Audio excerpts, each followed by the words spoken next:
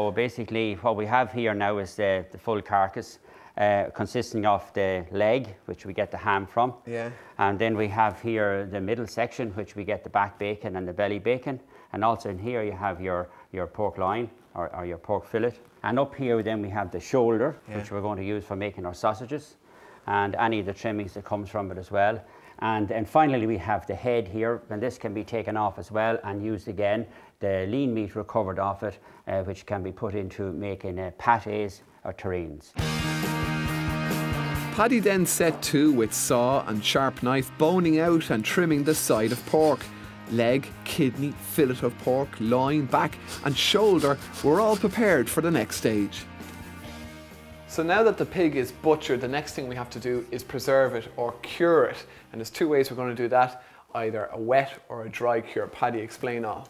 Yeah, okay. Well, traditionally people dry cured the pork pig when they took it home by using salt. Just ordinary salt. So this actually helped to preserve the meat as well by lowering the water content of the meat. And I suppose in a time before they had fridges and freezers, that was important to prolong the life of the meat. Yes, that was very important. So this is the curing salt here, Paddy? Yes, this is the curing salt. So this basically is made up by taking about 80% of ordinary salt, a small amount of nitrite in it, and some ordinary brown cane sugar. So the first thing we do is we're going to weigh the loin of pork.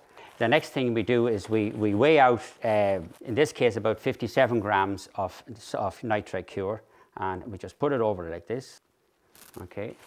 Now the next thing is we take it over here and we rub it in gently to it, making sure that all of the parts of the meat has sufficient salt. Does this process still happen with the rashers that we buy in our shops, Paddy, or is it slightly different? Well, the rashers you buy in the shop, most of them are wet cured. Okay. In which case, this here is made up in water, yeah, dissolved in water, and then it's injected into the meat, carrying with it the salt and the sugars and the various spices. But in this case here, we don't have any added water, which is a plus.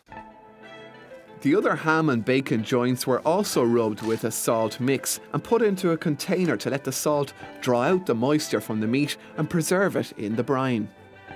The salt we put in there now is forming a brine with the juices of the meat, which is going to contribute to the flavour of that meat. Okay. So we have no added water, but it's all its own water. But we still need to keep it cool in the fridge. So you have to keep it cold now and make sure that it is kept cold for the 10 days. So one of the things that I was really looking forward to about butchering and curing my own pig was being able to make my own sausages, because none of us are really sure about what exactly goes into our sausages. In this case, it's all the ingredients I could find in my own kitchen. Paddy minced the diced shoulder and then added salt, rusk, water and seasoning to create my very own gourmet sausages. And these are ready for eating literally straight away, or should we let them sit for a while? Well, you would just let them sit to mature. In other words, for the rust to soak up any loose water that's in it, and basically for the flavour of the seasonings then to be taken up by the meat. And so they'll be ready for breakfast in the morning? They'll be just absolutely perfect for the breakfast in the morning. In through here. There's more to sausage making than meets the eye, isn't there? I must say, Darragh, you're doing very well. You must have done this before, did you? No, maybe I'm a natural sausage maker, am I?